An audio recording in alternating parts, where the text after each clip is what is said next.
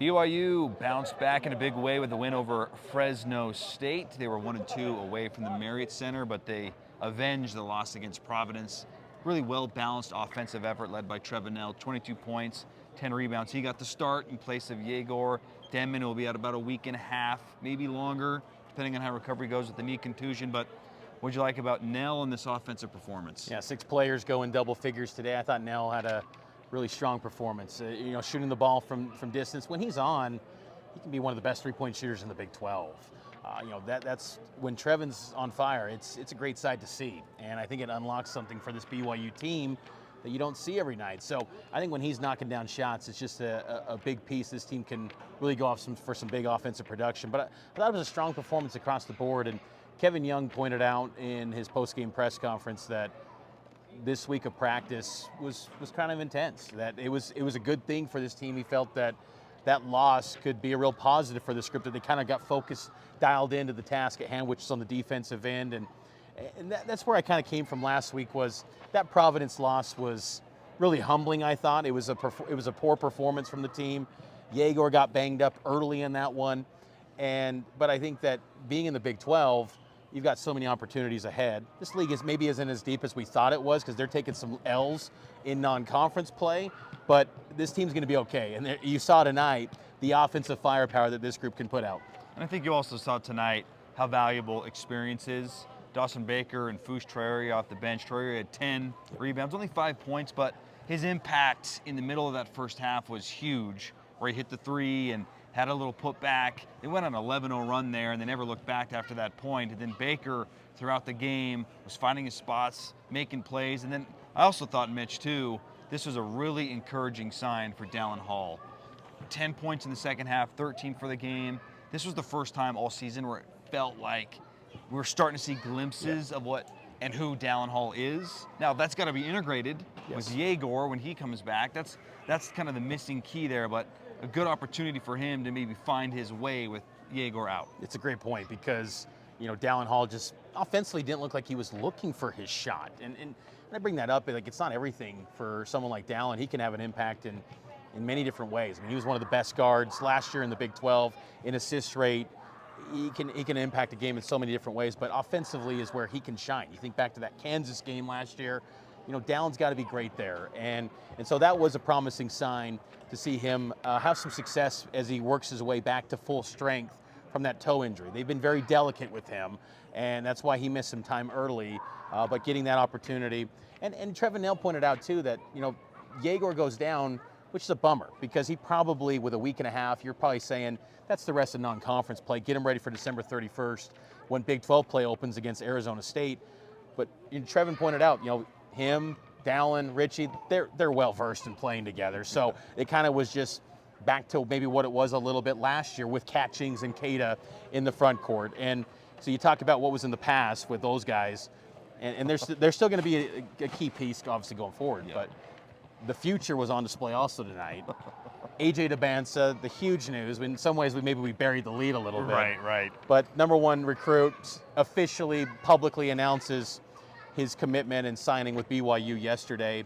He takes center court tonight, halftime, dim the lights, people put on their cell phone flashlights. Quite the scene here at the Marriott Center. That was something I've never experienced, Mitch. You and I have been coming to this building for a long, long time. In a lot of ways, I've seen more BYU basketball than any other sport. We've been going to football games for a long time too, but there's more basketball games. And I remember the student section being right over here, over your right shoulder. Like, I've been coming here a long time. I've never seen or experienced anything like that. At one point, up at Press Row, I looked over, and there was a woman maybe in her 60s.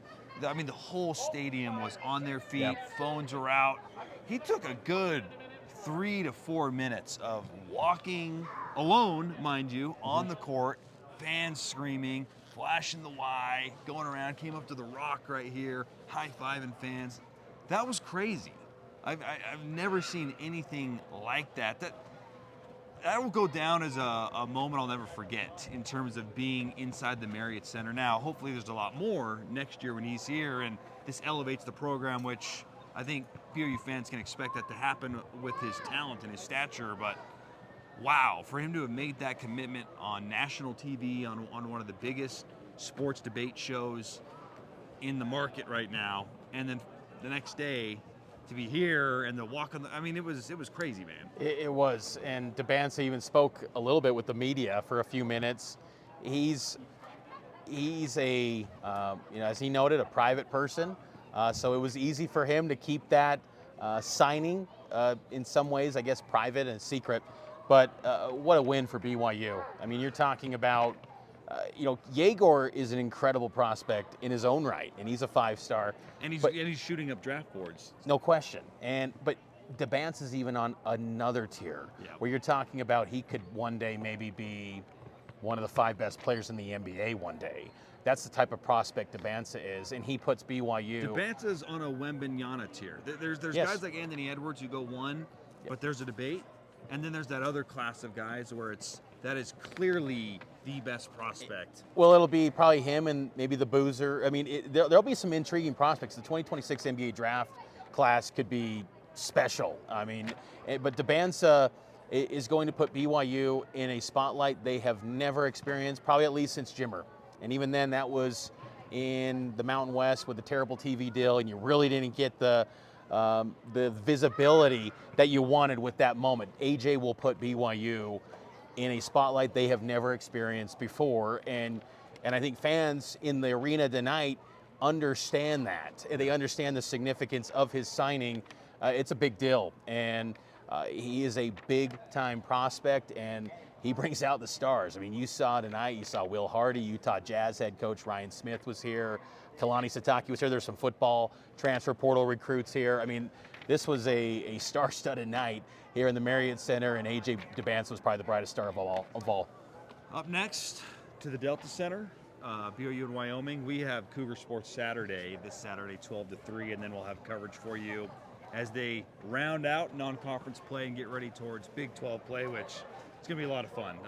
You noted Big 12 kind of took an L in the Big East Big 12 Challenge. Slightly won. They won 6-5.